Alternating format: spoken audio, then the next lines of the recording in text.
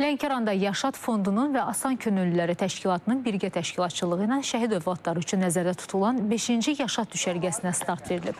Layihə çərçivəsində ümumilikdə 400-ə yaxın şəhid övladı 7 həftə ərzində təşkil olunacaq düşərgələrdə iştirak edəcək.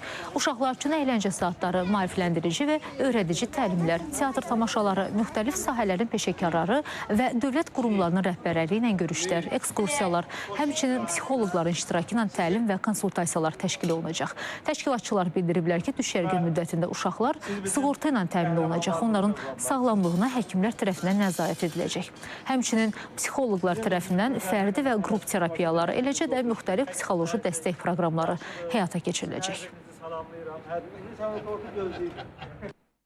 10 yaşım var. İlk dəfədir Yaşad Fondunun düşərgəsində iştirak edirəm və burada çox əylənirəm, yeni dostlar tapıram, yeni fəaliyyətlər öyrənirəm. Çox maraqlıdır. Hələ ikinci günümüzdəyik. Daha da maraqlı keçəcəyini ümid edirəm. Mən bura ikinci dəfəcəm və ilk gəldiyimdə çox heyecanlıyım. Hələ də çox heyecanlıyım çünki hər zaman çox maraqlı olur. Və burada çox fazla şey var. Burada çox fazla tanışım var və çox maraqlı keçirdim. Müəllimlərimiz də çox şirin insanlardır. Biz hər il 9-cu sinif buraxılış imtahanında yüksək nəticə göstərən şəhid övladlarını biz ölkə xaricinə göndəririk.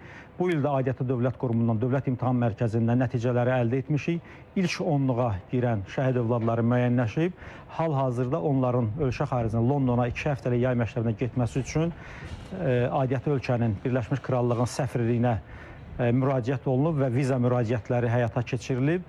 Hər hansı bir problem olmazsa, müsbət cavab olarsa, gələn ay şəhid övladları, 10 şəhid övladı Londona getməsi nəzərdə tutulub.